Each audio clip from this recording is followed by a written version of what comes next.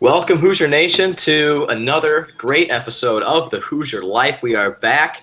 We are ready to go. It's finally fall in Bloomington, Josh. This weather is no longer sticky. It's no longer unbearably hot like it was Saturday for that dreadful, dreadful football game. We're not going to really talk about that. We're going to stay positive and look forward. But it definitely feels like fall. We're going to talk about that. It's been a good week, Josh. How you been?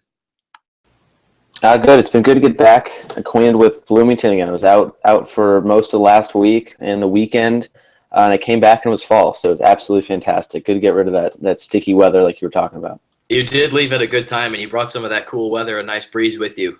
So thank you for that. Thank you for contributing that, among other things, to the Assembly Call and the Hoosier Life. We can't thank you enough for that. But we're going to get going right away. IUFB, football team's got a big game this upcoming weekend. Conference play starts with a bang, much like it did last year. Last year, the Hoosiers played host to Ohio State. This week, they've got Michigan State. It's a big game. Sparty's coming off a huge loss last week at home against Wisconsin. Couldn't find the end zone, 6 total points. So they're sluggish, but Mark D'Antonio knows how to coach off a loss. Josh, give me a key or something that you're looking for with this game on Saturday at 8 p.m. Primetime under the lights kickoff. But Josh, give us something that you're looking forward to or a matchup that you're looking at. My biggest matchup I'm looking at is L.J. Scott, the running back for Michigan State, going up against that Indiana front 6, 7, however you want to call it. Because L.J. Scott, if he gets going on the ground, it's going to be a long night for that Indiana defense. He only had like 60 yards on like 14 carries against Wisconsin on Saturday game. They just got annihilated, and also. So if L.J. Scott gets going in that one, that's going to open up their passing game, especially in the play action, because Michigan State's one of those teams, much like Stanford, that brings their big O linemen into the game. They can fill the backfield with big fullbacks. They still play that very much pro style of offense. And if they get that running game going, they got about 3 running backs they can turn to. And if they get that going, that's going to open up that passing game with Tyler O'Connor. So if Indiana can stop the run, that's going to keep them in this game for quite some time. I'm with you there, and that's one of my 2 keys for this game. They've got to stop the run and make Tyler O'Connor throw the football. He did not do it very well against Wisconsin. Threw for 250, but it just wasn't quite there. Less than 50% completion percentage. 3 picks. They couldn't really get their offense going, and it was because the running game could not get going. L.J. Scott, you said 60 yards, a little over 60 yards. You know, that's not going to fly in Big Ten football, whether you're playing Rutgers, Purdue, or Wisconsin. You know, no matter where you are, that's not going to fly in Big Ten football. Maybe I'm going to use that Rutgers reference a little lightly because Iowa escaped with a win after performing terribly, but you get my point. You have to be able to run the football and open up the passing game, or you're just not going to win in the Big Ten. That's just not the nature of how Big Ten football is. So that, like you said, that Indiana front 6, front 7, they have to make O'Connor throw because he's not that good. He's no Connor Cook. And those wide receivers are not that good. Rashard Fant is probably going to be the best player on the outside almost at all times in this game on Saturday. So if Indiana can force O'Connor to throw with a 2nd and 9 or a 3rd and 7, 3rd and 8, if they can force them to throw, they will be able to control this game defensively, which is something that really could not have been said for Indiana in the past couple of seasons. Put the ball back in the offense's hands, and that's going to lead me to my 2nd key, so I'll stop there. But I 100% agree with you.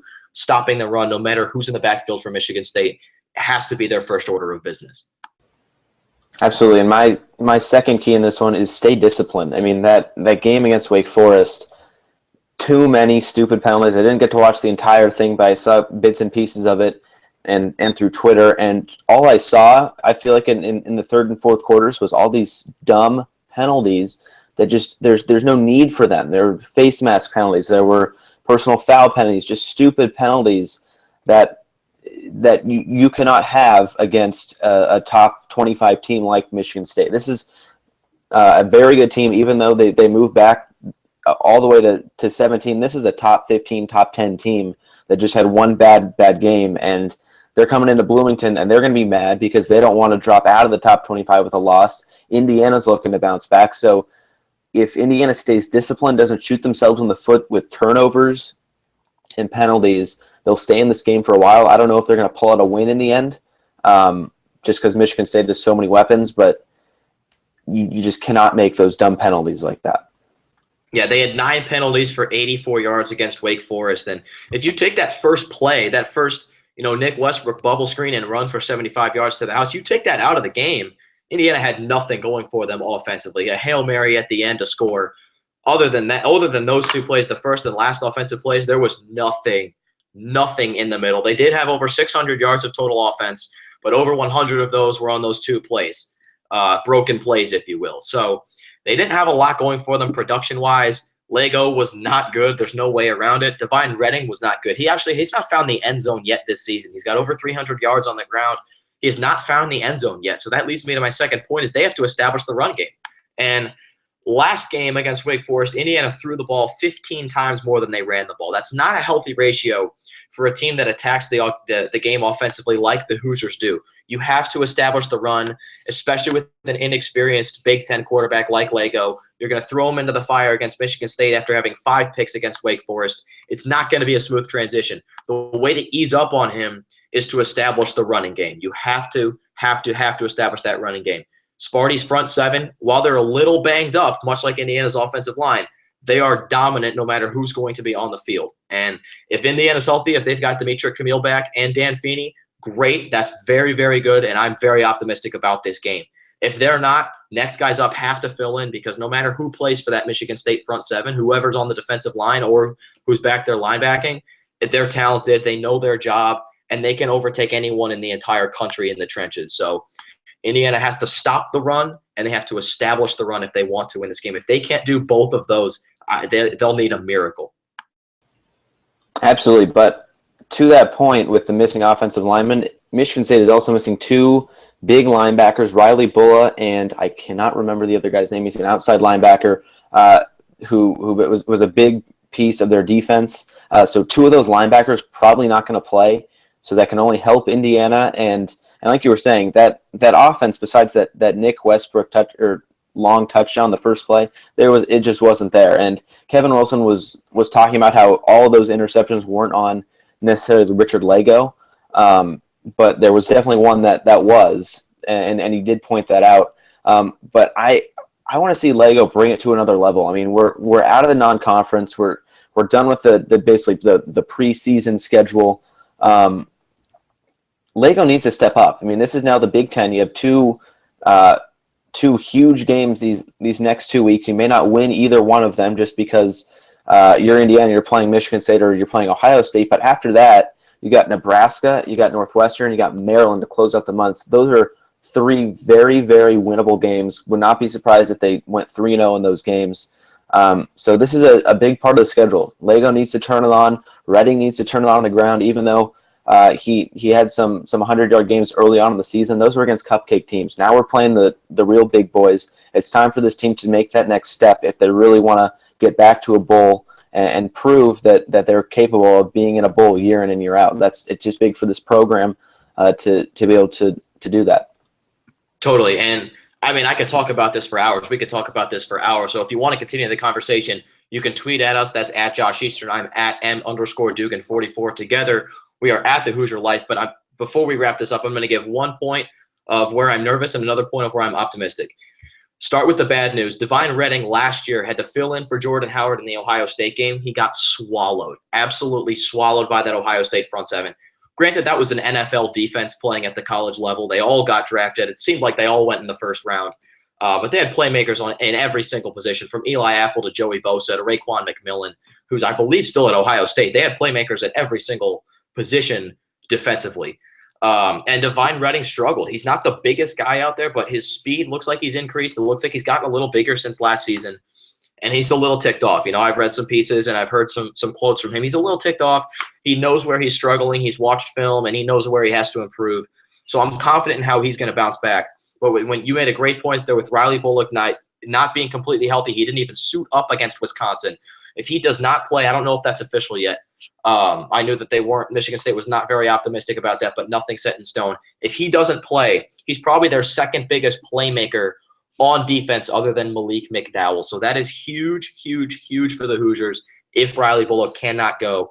But they still got to worry about McDowell on the defensive end. So let's pray that Camille and Dan Feeney are healthy, at least one of them, to take care of McDowell.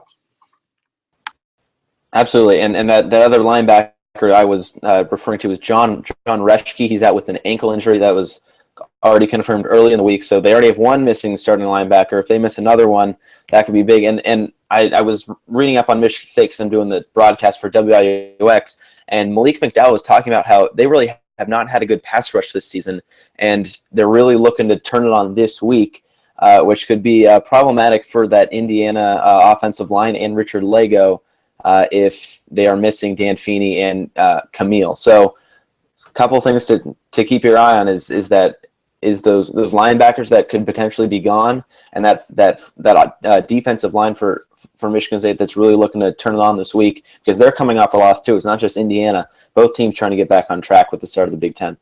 Totally. And this is a very interesting game. It could really go in any direction.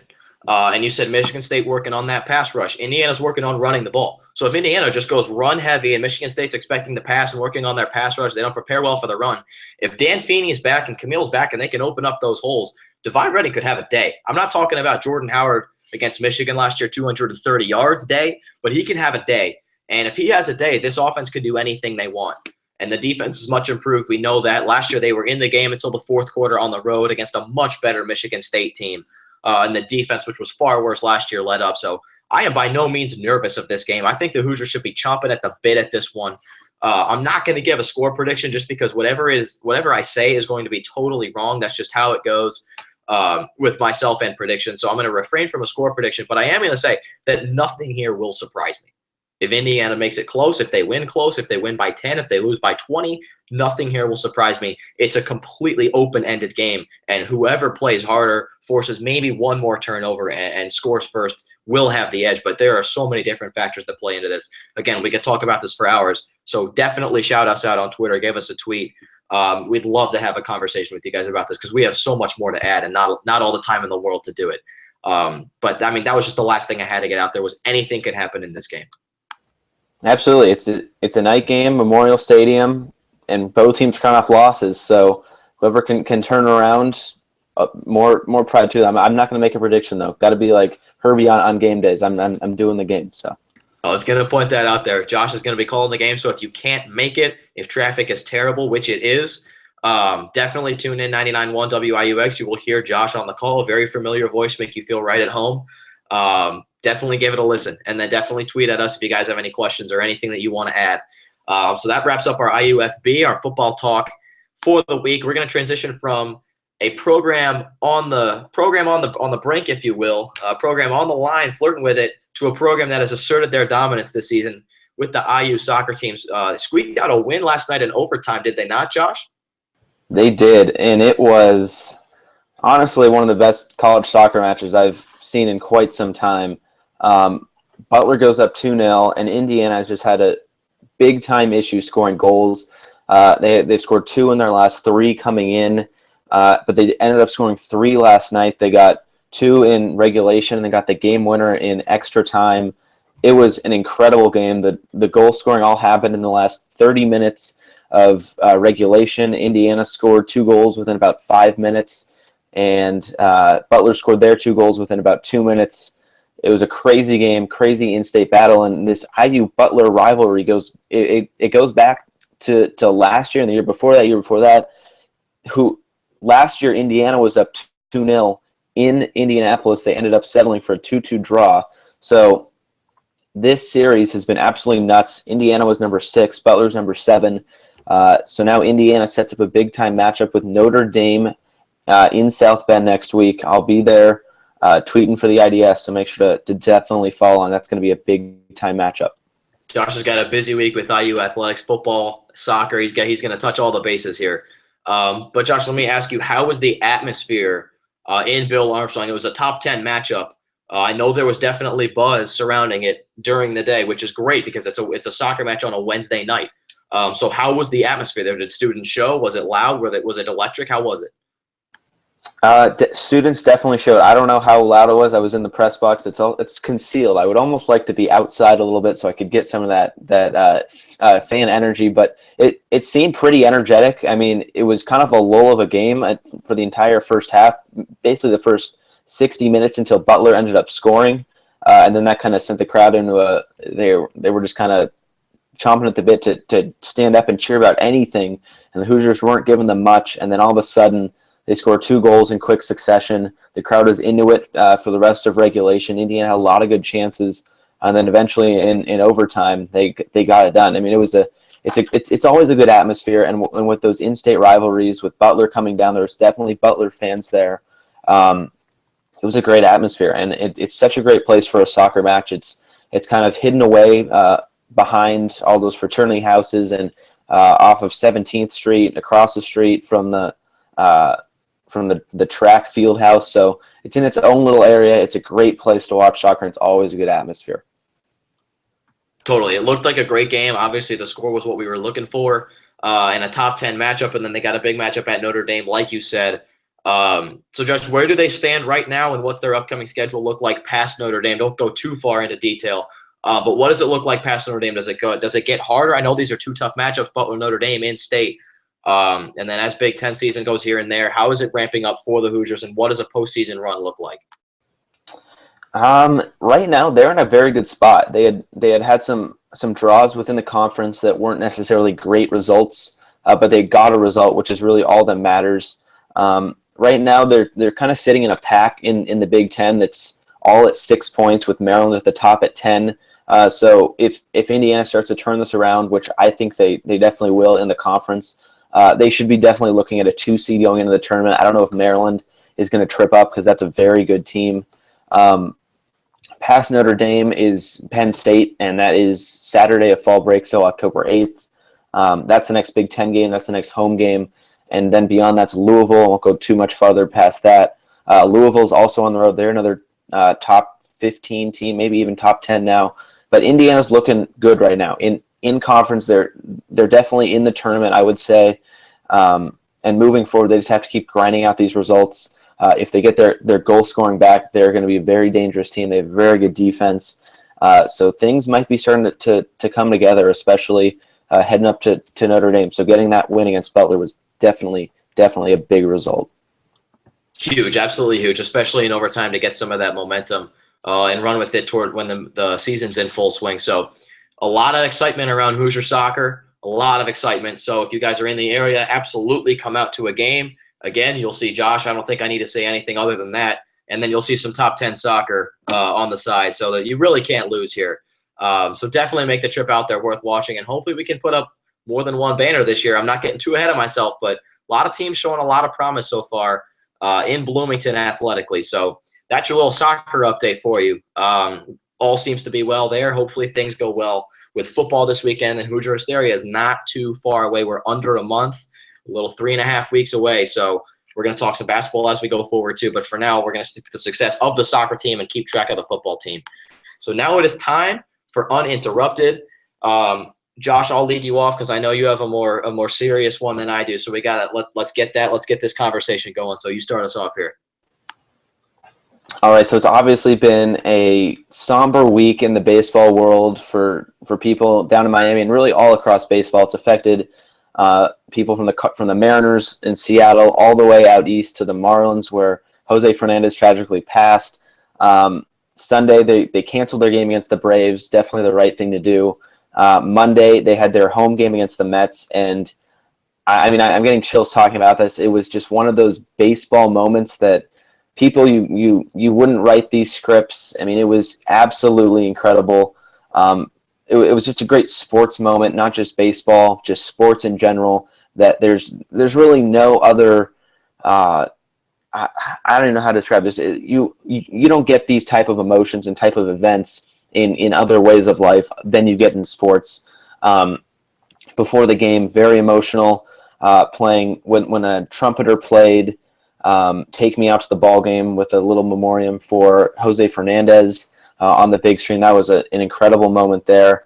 Then all the teams, the Marlins and the Mets, came out and they all shook hands, and it was a nice moment. Then the start of the game, and D. Gordon, who was one of Jose's best friends on that team. They were all wearing Jose Fernandez jerseys. He came in. He was a leadoff batter for the Marlins. Came in, batted from the right side, used his helmet, and then turned around on the left side, and one pitch later hit a home run about as far as he's ever hit one before, because D. Gordon, he's a thin little guy. He's a speedster, and he hit one out of Marlins Park and Marlins Park is not a small place by any means, and he definitely got a hold of that one. So just a really good moment. They ended up winning the game. After the game, they up with their hats on the mound in honor of him.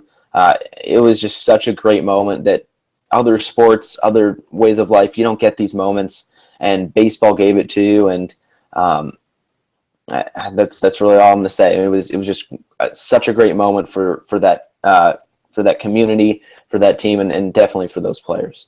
And obviously, horrifically unfortunate, terrible circumstances. But I mean, this is why we love sports. Obviously, we could talk about X's and O's all day, but at the end of the day, the way that it makes people feel and it brings a community together, it's why we love sports. It's why it has the power that it has. You know, American sports figures are so beloved in our culture that they hold a power that almost no one else in this country does. And the way that it can bring people together in a second is it's untouched by anything else in this country. So obviously, like I said, terrible circumstances, but an absolutely a beautiful moment and a beautiful tribute throughout that whole night. It was just a whole pot of mixed emotions. Watching their post-game festivities and that home run, they each brought a tear to my eye. I mean, having your emotions move to tears because of one home run, that says it right there. So it was a lot of mixed emotions that night, but just such a great way to bring that Marlins community together in such a tough time. It was just such a beautiful moment, that home run, and then that post-game memorial. I mean, I don't have anything else to say. We could talk about it and talk about our feelings for hours, but just not enough words to describe what happened. So I'll try and lighten the mood here a little bit. I've got a more fun topic, less serious topic, and it's more open-ended. So let's get right to this, Josh. Fall is here in Bloomington. I'm looking out the window right now. The leaves are not quite orange, but they're starting to fall to the ground a little bit. The air is cooler. It's thinner. There's a crisp, and it feels like it's time for basketball season almost. Not quite, but almost. Big-time football is ramping up. Baseball postseason is right around the corner. We talked about June being the best time of the year, and I'm not going to go out on a limb and say this is my favorite time of year.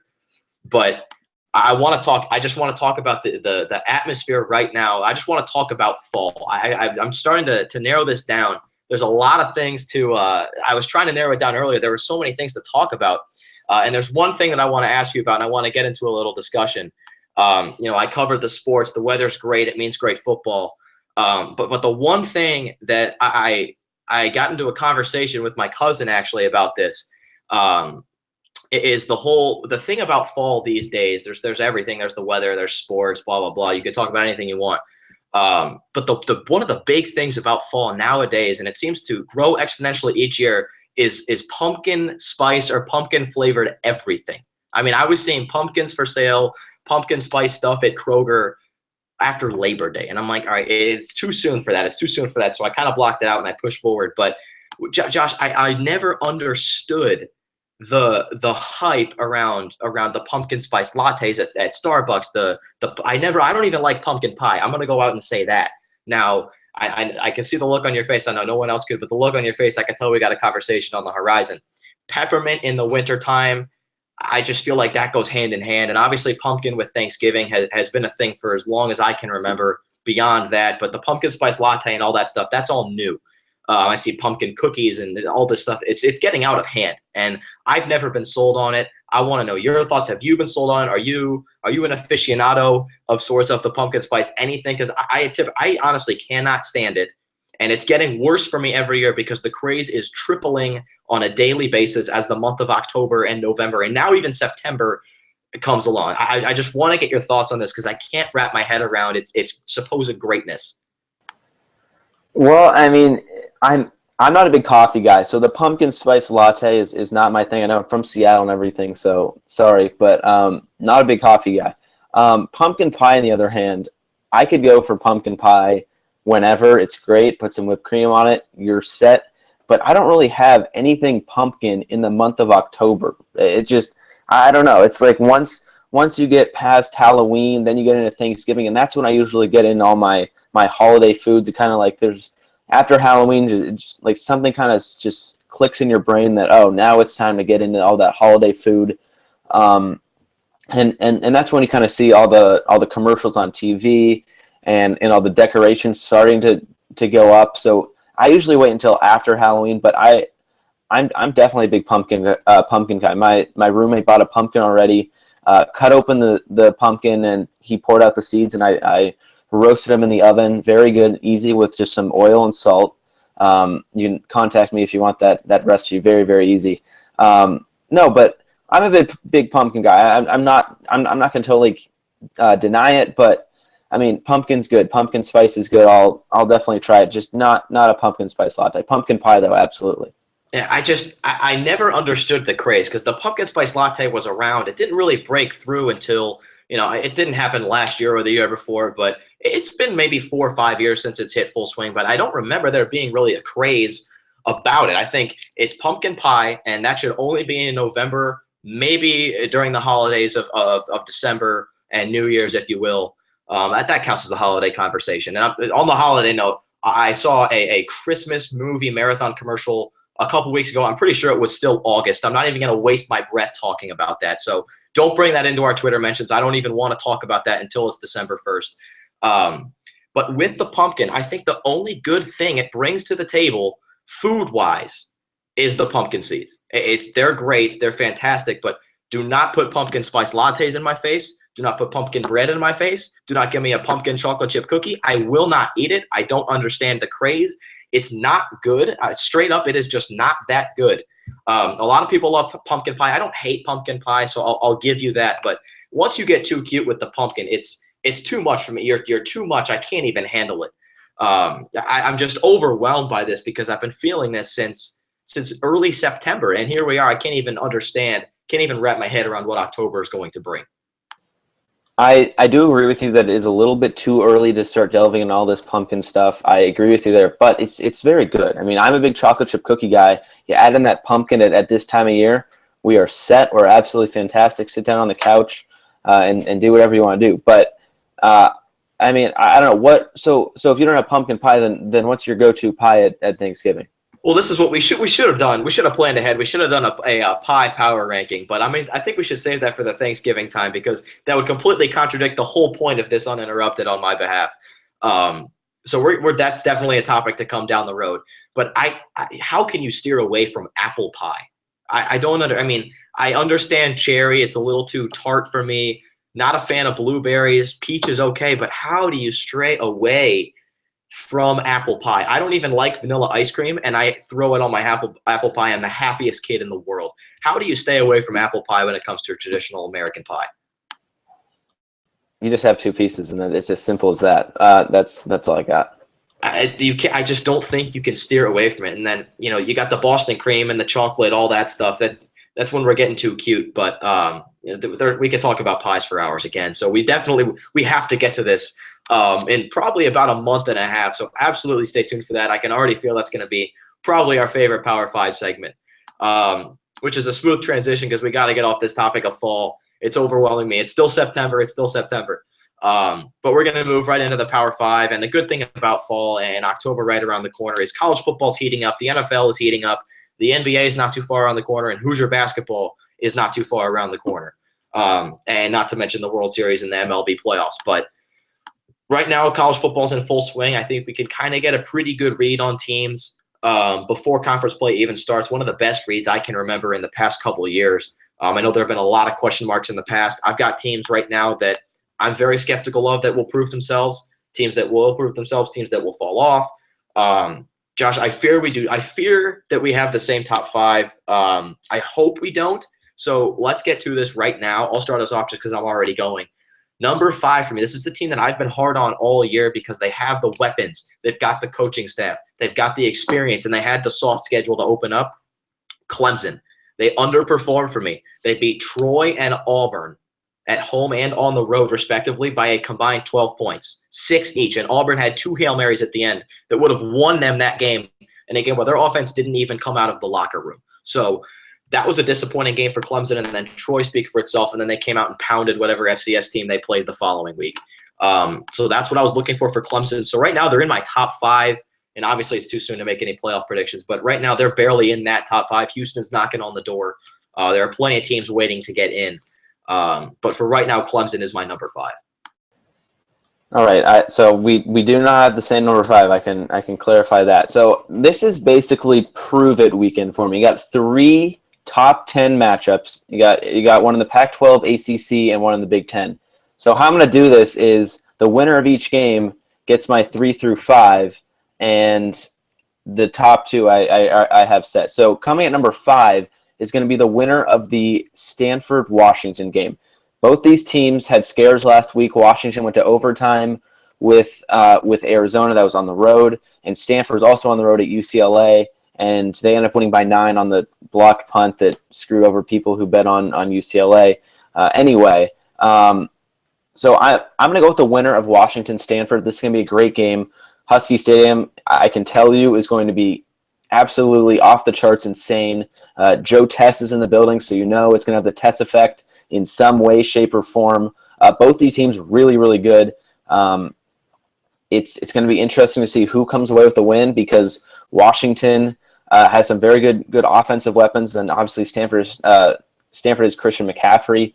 So that's going to be definitely one to watch. That's on Friday night, 9 Eastern. Definitely recommend tuning into that one. Pac-12 After Dark doesn't get much better than that. I have to say something about that game because I could not be more excited. Like you said, Pac-12 After Dark, Joe Tess on the call. This is going to be smash mouth football. It's going to be every play matters. It's not going to be like Oregon, Wisconsin in the Rose Bowl. It's not going to be like who scores last. Every play matters here, and it starts at 9 Eastern. My family's in town. They're big Stanford fans, so we're going to be glued to the couch. I'm pretty sure my parents are going to doze off by halftime, but that's neither here nor there. It's going to be a fantastic game. I hope everyone tunes in because the winner of that game is well on their way to the Pac-12 title. Obviously, a lot of work to do, but the winner of that game is in great shape because that's a lot to prove early in the season, especially for Stanford after beating the 2 California schools. My number 4 coming back to the Big Ten is Ohio State. They've been absolutely fantastic. And outside of Nick Saban, as far as I'm concerned, Urban Meyer's the best coach in college football. What he did at Florida, what he's doing now at Ohio State, second best coach in college football. And I don't even think Nick Saban should count because he's just not even human. They're just sensational. JT Barrett has the quarterback job. He's not going to lose it under almost any circumstance, pending something catastrophic. They're set. Mike Weber's a great running back. That defense is great again. Ohio State's, it's going to come down to that Michigan game. Absolutely. And coming in at my number 4, we're going to the Big Ten in the Big House. Michigan finally gets a chance to prove themselves after Wisconsin's done it plenty of times already. So winner of Michigan-Wisconsin is coming in at my number 4. Michigan has a lot to prove. They have Jabril Peppers. They have some very good offensive weapons.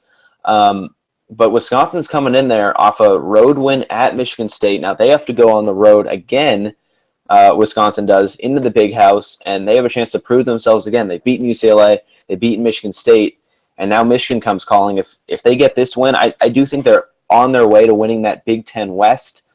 Wisconsin is, but this game would definitely put them in that college football playoff picture.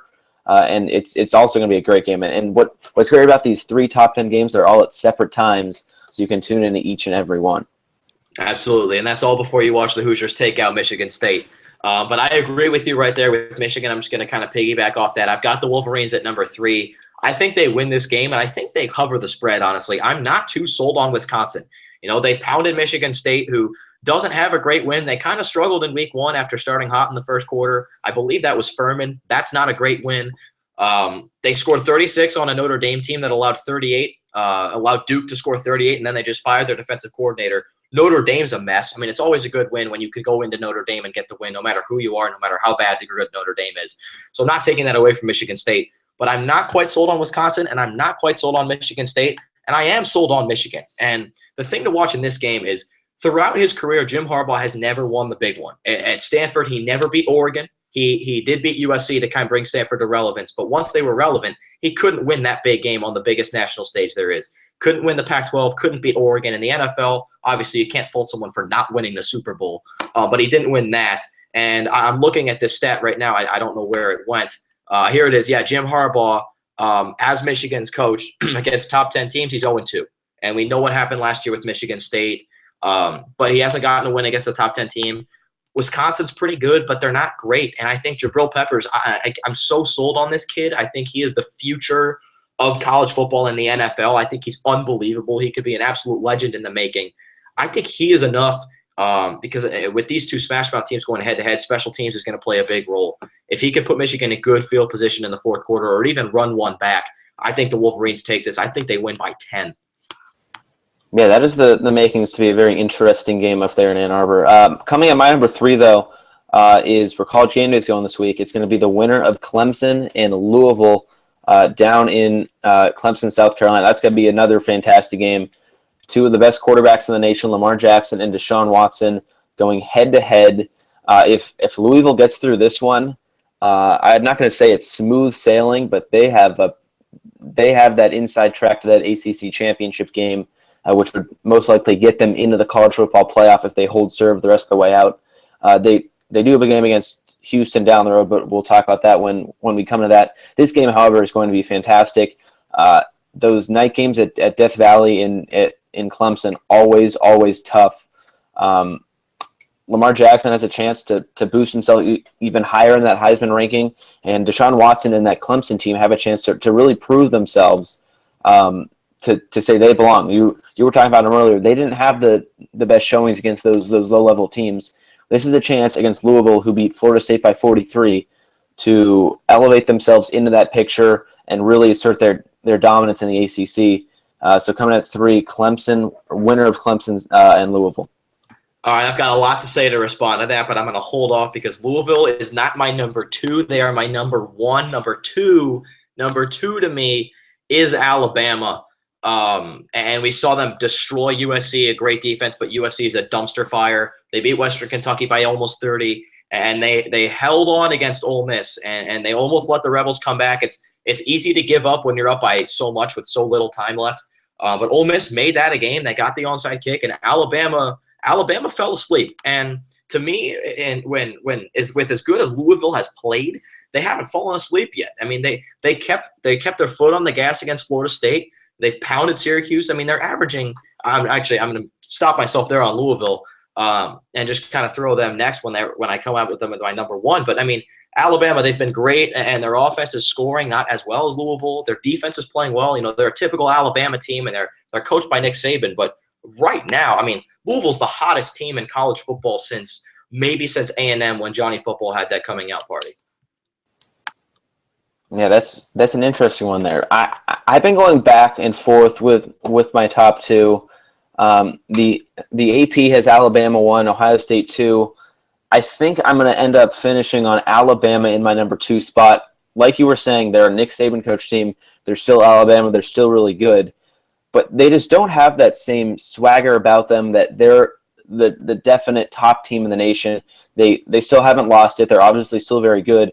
But I'm just not sold on the quarterback, on their running game. It's just not quite there yet.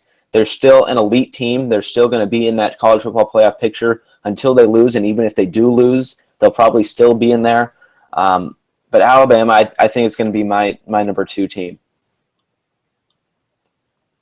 Yeah, I mean, they're my number 2, but I just don't understand. I need to go back to this because you said the winner of Clemson and Louisville would be your number 3. That's where Louisville is right now. If they go on the road and beat Clemson, there's no one in the country that has anything close to the track record that Louisville has. I respect where you're coming from in Ohio State and Alabama, by far coached by the 2 best coaches in college football. And Pacino's great, but he's no Urban Meyer, he's no Nick Saban.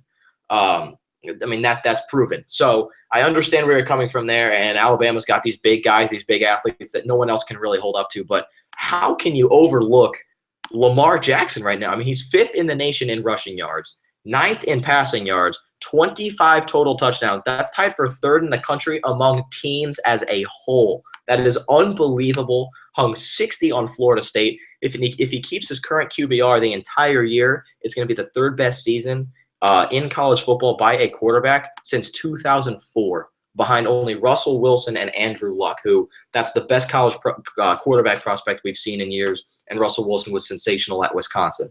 But I just don't understand how you can overlook this Louisville team. And as of now, I mean, they have a lot of football to be played. They've got this game against Clemson and then Houston later in the year. But, I mean, they're averaging 64 points a game and almost 700 yards. And they haven't played only cupcake teams. I mean, no one is doing this. And they're playing good defense.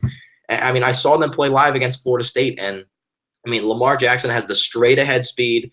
When he broke off that touchdown run in the third quarter, it gave me a glimpse of Nick Marshall against Alabama in the Iron Bowl in 2013. That straight ahead speed. He was the fastest quarterback in college football that year. Definitely in the SEC. Definitely among relevant teams. And he's got such a great arm, and he's got great awareness. He can see the field well. I mean, he is the real deal. He is no fluke. And he's going to swipe the Heisman from Christian McCaffrey, who should have won it last year. I mean, Stanford's got a history of getting swiped of Heisman winners, but I just don't understand how they're not even your number 2. I don't even get that. I can't wrap my head around that. I don't know how to explain it, but I mean, it's like both these two teams. So Buckeyes are definitely my number 1 team right now.